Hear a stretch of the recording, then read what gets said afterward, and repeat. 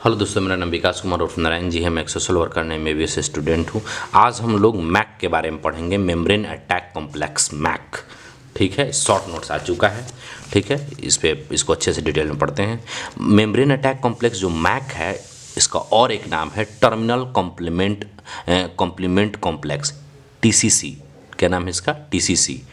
ठीक है, terminal complement complex और मेम्ब्रेन अटैक कॉम्प्लेक्स दोनों एक ही नाम है। ठीक है, is structural typically form on the surface of pathogen cell membrane. Pathogen के सेल मेम्ब्रेन पे ये फॉर्म होता है टिपिकली एज ए रिजल्ट, जिसके कारण क्या होता है? Activation of host complement system. तो होस्ट में, मान लीजिए हमारे बॉडी में होस्ट हुआ ना, तो बॉडी का क्या, होस्ट का कॉम्प्लीमेंट सिस्टम एक्टिवेट हो जाएगा and such one of the effector protein of immune system are formed. Effector protein form होने लगे, फॉर्म नहीं लिखा है लेकिन as a such one of the effector protein of the immune system आने लगते हैं। And stage of stage of complement activation, कौन कौन स्टेज है? There are a 4 main stage हैं in activation of any complement pathway. ठीक है, तो हमारे पास 3 डिफरेंट पाथवे होता है। एक पाथवे दिया हुआ है, देखिए। सबसे पहले इनिशिएशन ऑफ द पाथवे होगा। ठीक है, फॉर्मेशन ऑफ C3 कन्वर्टेज होगा, फिर फॉर्मेशन ऑफ C5 कन्वर्टेज होगा, फिर फॉर्मेशन ऑफ मैक का होगा, मेम्ब्रेन अटैक कॉम्प्लेक्स या TCC, टर्मिनल कॉम्प्लीमेंट कॉम्प्लेक्स का होगा। ठीक है, तो मैक का क्या है? C5b6789, C5b6789 ये मैक है।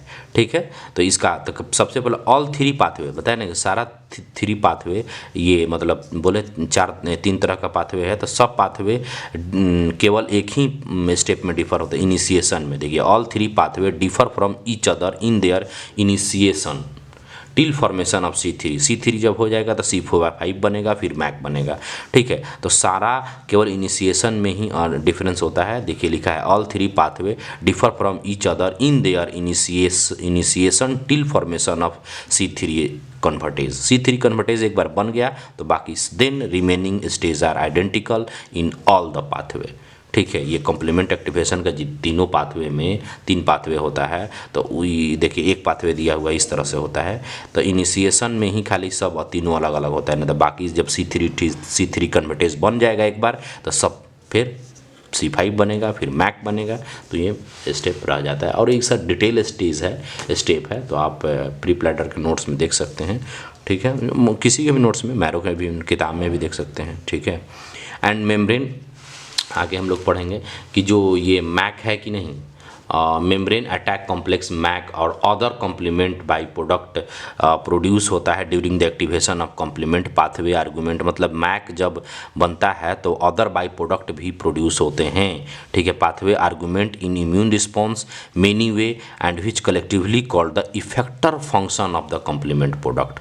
इफेक्टर फंक्शन ऑफ, इसको हम लोग बोलते हैं जो बाई प्रोडक्ट बनता है। ठीक है, टारगेट सेल मतलब जैसे मैक एक्टिवेट होगा तो बाई प्रोडक्ट भी प्रोड्यूस होगा। जब एक्टिवेशन ऑफ कॉम्प्लीमेंट सिस्टम होगा तो बाई प्रोडक्ट भी प्रोड्यूस होता है जो इम्यून रिस्पॉन्स है मेनी वे। ठीक है, target cell lysis by MAC. ठीक है, और मेक पोर, अब टारगेट सेल में लाइसिस कर देता है मैक, और मैक करता क्या है? मेम्ब्रेन अटैकिंग कॉम्प्लेक्स करता क्या है? पोर और चैनल बना देता है टारगेट सेल के मेम्ब्रेन में। ठीक है, in the membrane and there by allow to free passage of various ion और water into the cell leading to swelling